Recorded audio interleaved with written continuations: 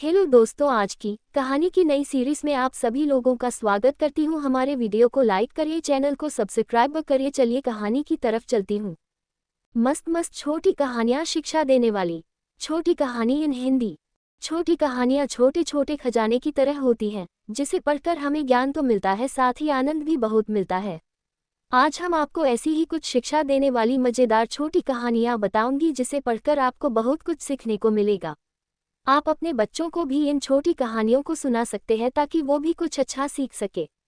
तो चलिए एक एक करके छोटी कहानी इन हिंदी पढ़ना आरंभ करते हैं। छोटी सीख वाली कहानी, स्कूल मास्टर। छोटी कहानी शिक्षा देने वाली। एक राजा नाम का एक लड़का बहुत दिन से सरकारी नौकरी की तैयारी कर रहा था। अंत में उसे स्कूल टीचर की नौकरी लग गई।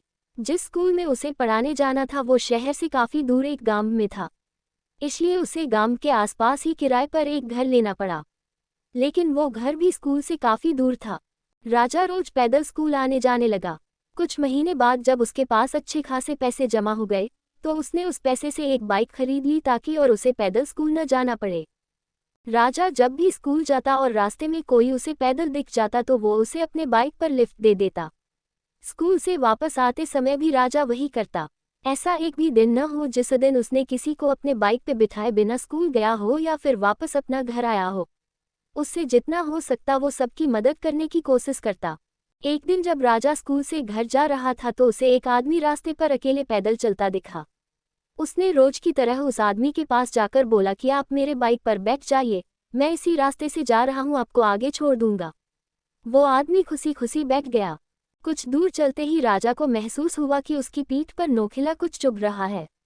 अचानक वो आदमी राजा से कहने लगा, गाड़ी साइड में लगाओ और पैदल घर चले जाओ। उस आदमी के पास एक बड़ा सा चाकू था। राजा डर गया और गाड़ी रास्ते की साइड में लगा दिया। फिर वो आदमी बाइक लेकर चला गया और राजा भी अपने किस्मत को कोसते कोसते घर जाकर सो गया। राजा बहुत दुखी था और भगवान से बार बार ये कह रहा था कि मैंने तो सबकी मदद करना चाहा है, फिर मेरे साथ ऐसा क्यों हुआ।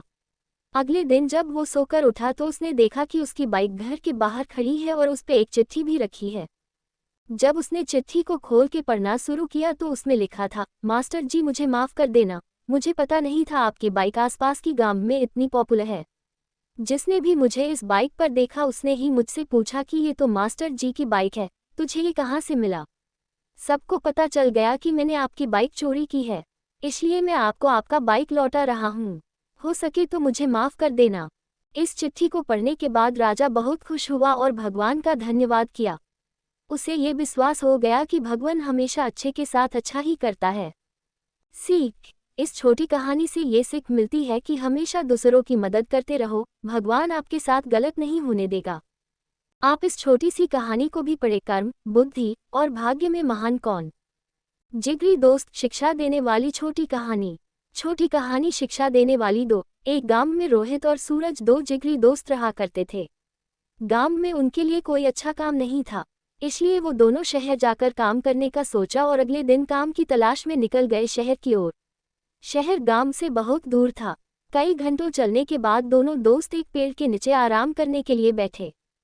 छोटी कहानी इन हिंदी। रोहित सूरज से कहने लगा, शहर अभी भी 4-5 किलोमीटर दूर है। लेकिन सूरज ने कहा, नहीं, शहर मात्र 2-3 किलोमीटर दूर है। इसी बात पे दोनों में बहस होने लगी। अचानक सूरज ने रोहित को जोर से एक चाटा मार दिया।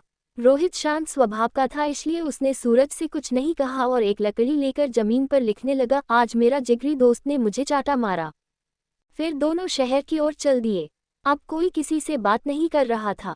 रास्ते में एक छोटी सी नदी आई जिसे उनको पार करके जाना था। सबसे पहले रोहित नदी में उतरा और उसका पैर दलदल में फंस गया।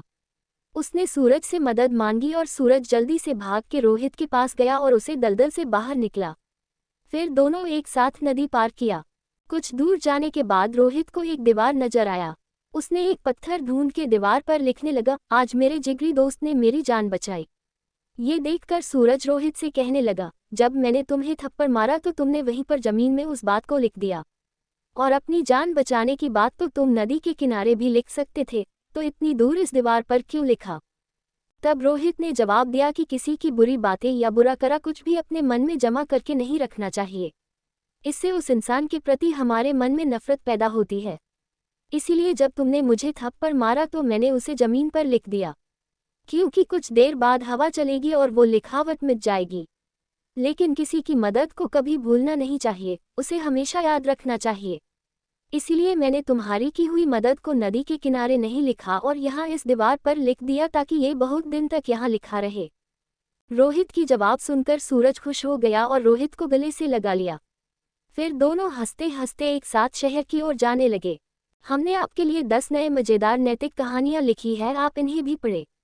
सीख। इस छोटी सी कहानी से हमें ये सीख मिलती है कि हमेशा दूसरों की अच्छाई को अपने दिल में जगह देनी चाहिए, इससे हमारे रिश्ते उस इंसान के साथ अच्छे रहते हैं।